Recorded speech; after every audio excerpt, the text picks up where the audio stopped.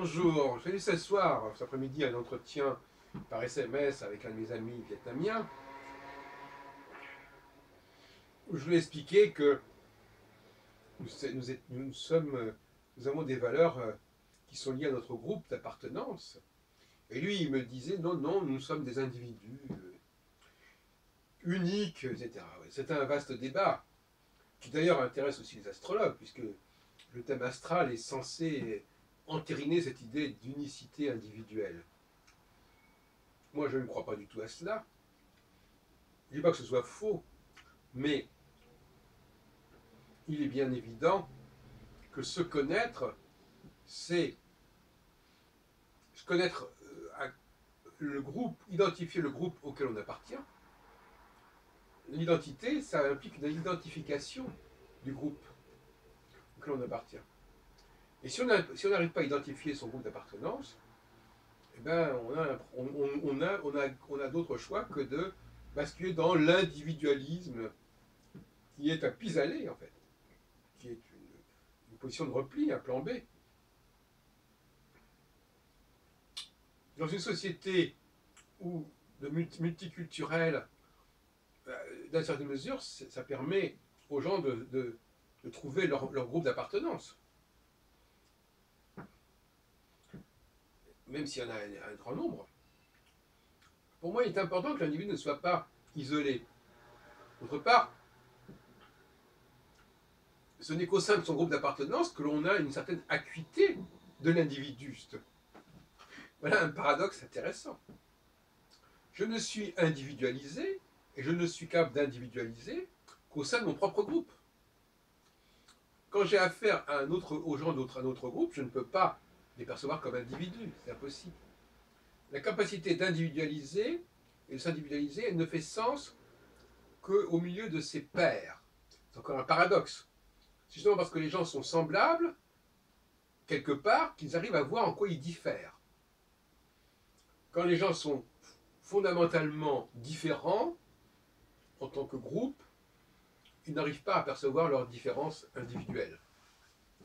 Donc il y a toute une sorte de gymnastique là qui est assez complexe à suivre. Et finalement, on s'aperçoit que dans le débat, les gens n'ont pas une conscience très claire de ces problèmes, de ces enjeux. L'astrologie joue ici un jeu, à mon avis, assez dangereux. Tu vois, cette façon de... Parce que finalement, est-ce qu'on a besoin du thème pour s'individualiser? Oui et non. On n'en a besoin que si justement on n'a pas d'appartenance. Et donc le thème sert de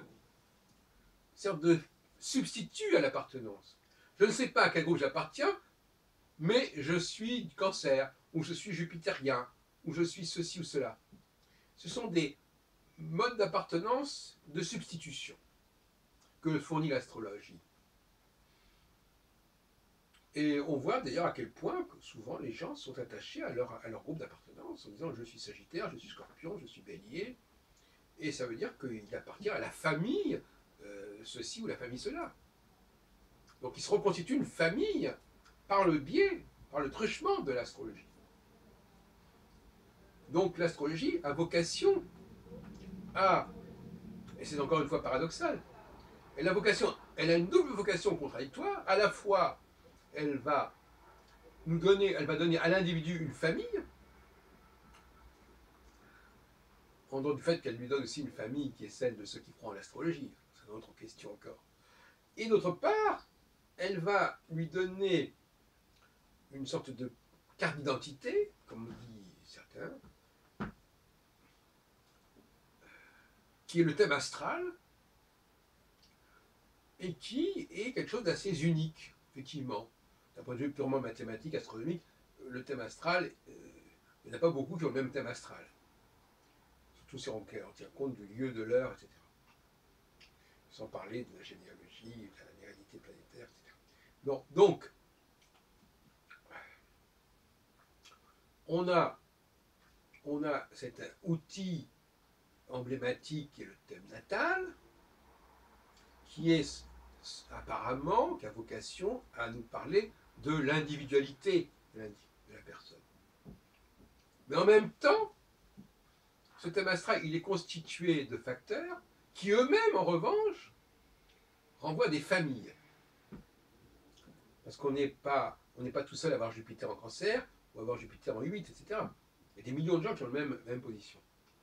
Ce n'est en fin de compte que la synthèse de l'ensemble de ces éléments qui ferait l'individualité. Mais pas les composantes elles-mêmes, qui elles-mêmes sont tout à fait banales et interchangeables. Enfin, dire qu'on retrouve aisément ailleurs.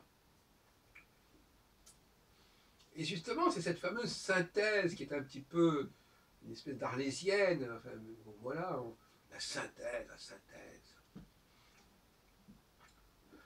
Ça veut dire quoi? On ne sait pas très bien. Ça veut dire qu'on est un peu de ceci, un peu de cela, etc. Et ça fait une sorte d'habit d'arlequin, de patchwork.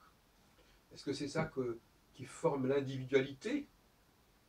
Cette individualité, c'est une sorte de monstre du Loch Ness, c'est une espèce de serpent de mer. Qu'est-ce que ça veut dire? On ne sait même pas. Rudyard nous a engagés dans cette voie.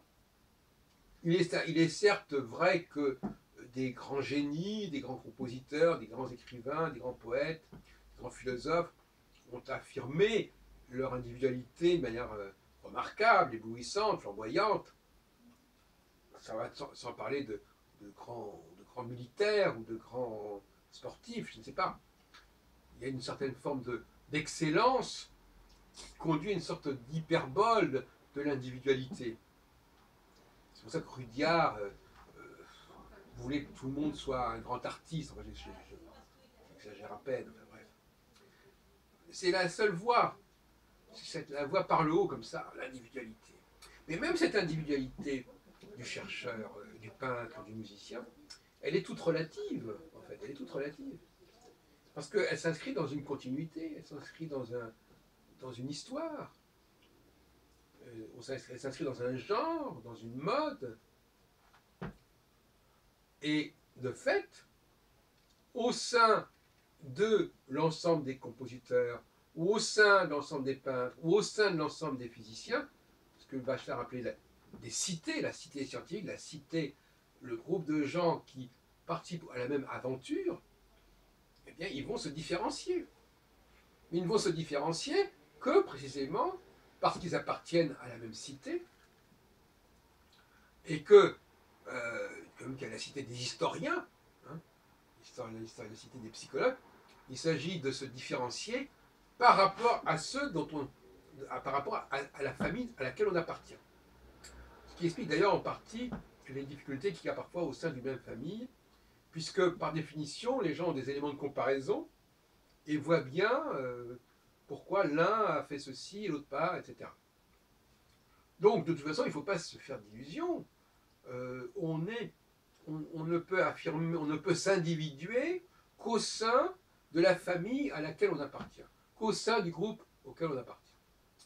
L'individuation qui se ferait par rapport à un groupe auquel on n'appartiendrait pas n'a pas beaucoup de sens.